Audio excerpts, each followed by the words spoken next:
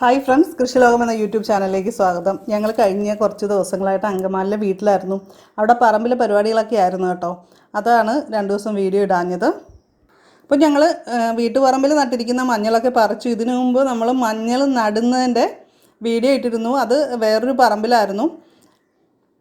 അപ്പോൾ ഇവിടെ ഇത്തിരി മഞ്ഞളൊക്കെ നട്ടിട്ടുണ്ടായിരുന്നു. അതൊക്കെ പറിച്ചു. നന്നായിട്ട് മഞ്ഞൾ കിട്ടി കേട്ടോ. മഞ്ഞൾ നട്ടിരിക്കുന്ന എല്ലാവരും ഒരുപക്ഷെ പറിച്ചിട്ടുണ്ടാകും. അല്ലെങ്കിൽ ഇപ്പോൾ ഇപ്രാവശ്യം പറിക്കുന്നില്ലെങ്കിൽ മണ്ണൊക്കെ കൂട്ടി വെച്ചിട്ട് അടുത്ത പ്രാവശ്യം പറിച്ചാലും മതി. അങ്ങനെ ചെയ്യുന്നവരും ഉണ്ട് കേട്ടോ.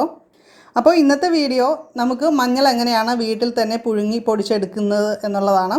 അപ്പോൾ ഇത് 2 രീതിയിൽ ചെയ്യാം കേട്ടോ. ഞാൻ 2 രീതിയിലും ചെയ്തിട്ടുണ്ട്. മഞ്ഞൾപ്പൊടി തീർന്നു പോകുമ്പോൾ പെട്ടെന്ന് നമുക്ക് ഉണ്ടാക്കിയെടുക്കാവുന്നൊരു രീതിയാണ് ഞാൻ ആദ്യം പറയുന്നത്. അപ്പോൾ കുറച്ച് മഞ്ഞൾ നമ്മൾ പറിച്ചെടുത്തിട്ടുണ്ട്. മഞ്ഞളിൽ നീണ്ടു നിൽക്കുന്ന വേരും കാര്യങ്ങളൊക്കെ കട്ട് ചെയ്ത് കളഞ്ഞ് നന്നായിട്ടൊന്ന് കഴുകിയെടുക്കുക. അപ്പോൾ അതിലെ മണ്ണും കാര്യങ്ങളൊക്കെ പോകാൻ വേണ്ടിയിട്ടാണ്.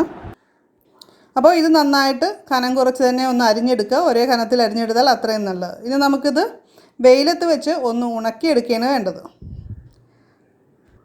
വെയിലനുസരിച്ച് നമുക്ക് 2-3 ദിവസം ഉണക്കിയെടുക്കേണ്ടി വരും.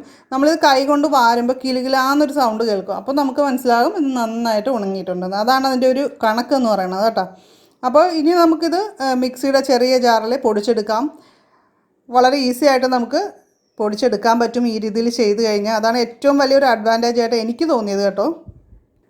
ഞങ്ങളിത് അരിച്ചൊന്നും എടുക്കേണ്ടി വന്നില്ല. കാര്യം അത്രയും നന്നായിട്ട് തന്നെ പൊടിച്ച് എടുക്കാനായിട്ട് പറ്റി.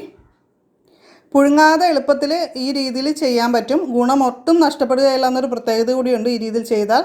അതുപോലെ പ്രമേഹത്തിന് മഞ്ഞൾപ്പൊടി വെള്ളത്തിൽ കലക്കിയൊക്കെ കുടിക്കാനൊക്കെ പറയാറുണ്ട്. അപ്പോൾ അതിനും നമ്മൾ പുഴുങ്ങി ഉണക്കുന്ന മഞ്ഞളിനേക്കാളും നല്ല ഈ രീതിയിൽ മഞ്ഞൾപ്പൊടി തയ്യാറാക്കി വെച്ചാൽ അതായിരിക്കും നല്ലത്. അതുപോലെ മുഖത്തെ രോമ വളർച്ചയുള്ളവർക്കും മുഖക്കുരു ഉള്ളവർക്കും എല്ലാം ഈ മഞ്ഞൾപ്പൊടി നമുക്ക് ഫേസിൽ അപ്ലൈ ചെയ്യാനായിട്ട് ഉപയോഗിക്കാം.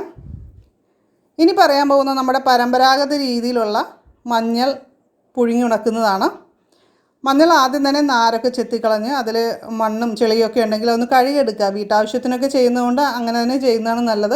ഇപ്പോൾ ഒന്നിച്ച് വിൽക്കാനൊക്കെ ചെയ്യുമ്പോൾ അവരതൊന്നും ചെയ്യില്ല, കഴുകുകയൊന്നുമില്ല. ലാസ്റ്റ് ഒന്ന് പോളിഷ് ചെയ്തൊക്കെ എടുക്കുകയുള്ളൂ. ആ രീതി ശരിയല്ല എന്നല്ല കേട്ടോ ഞാൻ ഉദ്ദേശിച്ചത്.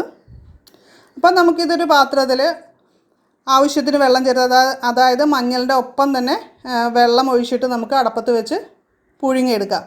അപ്പോൾ വലിപ്പമുള്ള മഞ്ഞൾ ഈർക്കിലി കൊണ്ടൊന്ന് കുത്തി നോക്കിക്കഴിഞ്ഞാൽ അത് നന്നായിട്ട് ഈസി ആയിട്ട് അതിൽ കയറുന്നുണ്ടെങ്കിൽ വെന്തിട്ടുണ്ട് എന്ന് നമുക്ക് മനസ്സിലാക്കാം. ഇല്ലെങ്കിൽ അതനുസരിച്ച് കുറച്ചുകൂടി വേവിച്ചെടുക്കണം.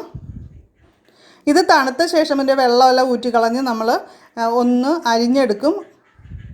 അതിത്രേ ഉള്ളൂ. നന്നായിട്ട് പെട്ടെന്ന് തന്നെ ഉണങ്ങിക്കിട്ടാൻ വേണ്ടിയിട്ടാണ് ഒന്ന് കട്ട് ചെയ്യുന്നത് കേട്ടോ. വെയിലനുസരിച്ച് 2-3 ദിവസം ഉണക്കിയെടുക്കുക.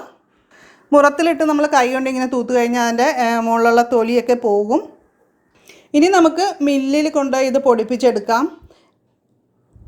ഈ രീതിയിൽ പൊടിപ്പിച്ചെടുക്കുന്ന മഞ്ഞളിന് സൂക്ഷിപ്പ് കാലാവധി കൂടുതലായിരിക്കും. അല്ലെങ്കിൽ നമുക്ക് മിക്സിയിലാണെങ്കിലും പൊടിച്ചെടുക്കാം. പക്ഷേ എനിക്ക് മിക്സിയിൽ പൊടിക്കുന്നത് കുറച്ചൊരു ബുദ്ധിമുട്ടായിട്ടാണ് തോന്നിയത്. അപ്പോൾ നിങ്ങളാരെങ്കിലും വേറെന്തെങ്കിലും ടിപ്സൊക്കെ യൂസ് ചെയ്ത് മിക്സിയിൽ തന്നെ ഈ രീതിയിൽ പുഴുങ്ങിയിട്ട് പുഴുങ്ങി ഉണക്കിയിട്ട് പൊടിക്കുന്നുണ്ടെങ്കിൽ അതുകൂടി പറയുക. അപ്പോൾ ആ ഒരു അറിവ് മറ്റുള്ളവരിലേക്ക് എത്തും. അപ്പോൾ എല്ലാവരും കമൻസ് എല്ലാം നോക്കുക. അപ്പോൾ എനിക്ക് ആ പുഴുങ്ങാതെ ഉണക്കുന്ന ടിപ്സ് നമ്മുടെ ഒരു കൃഷിക്കാരൻ ചേട്ടൻ പറഞ്ഞു തന്നതാണ് കേട്ടോ. ഞങ്ങൾ ഇപ്രാവശ്യം വീട്ടുപറമ്പിൽ തന്നെ അത്യാവശ്യം നന്നായിട്ട് മഞ്ഞളൊക്കെ നട്ടിട്ടുണ്ട്. വിത്ത് മഞ്ഞൾ എവിടെന്നെങ്കിലും കിട്ടിയിട്ടുണ്ടെങ്കിൽ ആദ്യമായിട്ട് നടാൻ ആഗ്രഹിക്കുന്നവർ ശരിക്കും സമയമുണ്ടെങ്കിൽ ഒരു 2 ആഴ്ച നമ്മൾ തണലിൽ ഈ സൂഡോമോണസും ചാണകവും കൂടി മിക്സ് ചെയ്തതിൽ മുക്കിയിട്ട് തണലിലിടാം. അപ്പോൾ ഇത് 2 ആഴ്ചയും കൊണ്ട് പതുക്കെ മുള പൊട്ടി വരും. അപ്പോൾ അതിന് ശേഷം നമ്മൾ നടാം. ഈ തവണ ലോക്ക്ഡൗണും കാര്യങ്ങളൊക്കെ ആയതുകൊണ്ട് ഞങ്ങൾക്ക് അങ്കമാലിലേക്കൊന്നും പോകാൻ പറ്റിയില്ല. അപ്പോൾ അതുകൊണ്ട് അവിടെ ഒന്നും ചെയ്യാൻ പറ്റിയില്ല. ഞങ്ങൾ കഴിഞ്ഞ ദിവസം ചെന്നു. അതുപോലെ തന്നെ അപ്പോൾ ഞങ്ങൾ പറിച്ച് അത് പച്ച ചാണകവും സ്യൂഡോമോണസും കൂടി മിക്സ് ചെയ്ത് അതിൽ മുക്കി ഒരു 2 മണിക്കൂർ ഒന്നിട്ട് മെല്ലെ ഒന്ന് വലിഞ്ഞു എന്ന് മാത്രം ഞങ്ങളത് നടുകയും ചെയ്തു. അപ്പോൾ സമയവും ഇല്ലെങ്കിൽ ഇപ്പം നമുക്ക് അങ്ങനെ ആയാലും നടാം. പിന്നെ ഇപ്പോഴത്തെ മഞ്ഞൾ എന്ന് പറഞ്ഞാൽ കഴിഞ്ഞ തവണ ഞങ്ങൾ കൂടുതൽ നട്ടിരുന്നതൊക്കെ ഞങ്ങൾ ചെന്നപ്പോഴേക്കും മുളയായി. അപ്പോൾ ഞങ്ങൾ അതിൻ്റെ മുകളിലുള്ള പുല്ലൊക്കെ പറപ്പിച്ച് കളഞ്ഞ് വളമിട്ടു. എന്നിട്ട് മണ്ണും കാര്യങ്ങളും ഇട്ടു. ഇനി ഒരു വളവും കൂടിയും കൊടുത്തിട്ട് നമുക്ക് അടുത്ത കൊല്ലം കറക്റ്റ് സമയത്തിന് പറിച്ചെടുക്കാം. തണ്ട് പോയി കഴിയുമ്പോൾ പറിച്ചെടുക്കണം. നമ്മൾ ഇപ്പോൾ ഇത് മഴ പെയ്ത് മുള വന്നു, അത് കാരണമാണ് ഞങ്ങൾ പിന്നെ ഈ കൊല്ലം പറിക്കേണ്ടതെന്ന് വെച്ചാൽ. 2 കൊല്ലത്തിൽ കൂടുതൽ ഒരു കാരണവശാലും നമ്മളിത് ഇട്ടേക്കരുത്. ഇട്ട് കഴിഞ്ഞാൽ പഴയതെല്ലാം പോവും, നമ്മൾക്ക് ഒന്നും കിട്ടില്ല. എന്നിട്ട് നമ്മൾ നന്നായിട്ട് കിളച്ചൊരുക്കിയ മണ്ണിൽ ചെറിയ കുഴി പോലെ എടുത്തിട്ട് അതിൽ വെച്ചിട്ട് നമ്മൾ മൂടുക. അപ്പോൾ അത് കഴിഞ്ഞ് ഇതിൻ്റെ പുറത്ത് നമ്മൾ പുതയിടുക. കോഴിയൊക്കെ ചിക്കുന്ന സ്ഥലമാണെങ്കിൽ നമ്മൾ ഓല കൊണ്ട് തന്നെ പുതയിടുന്നതാണ് നല്ലത്. അല്ലെങ്കിൽ കരിയില കൊണ്ടോ പച്ചിലകൾ കൊണ്ടോ ഒക്കെ പുതയിടാം. അപ്പോൾ പെട്ടെന്ന് തന്നെ ഇത് കിളുത്ത് വരാനൊക്കെ സഹായിക്കും. കിളുത്ത് വന്നതിന് ശേഷം നമുക്ക് ബാക്കി പരിചരണ മുറകളൊക്കെ ചെയ്യാം. അപ്പോൾ അതിനെക്കുറിച്ച് ഇനി വീഡിയോ ഡീറ്റെയിൽ ആയിട്ട് ഇടാം കേട്ടോ.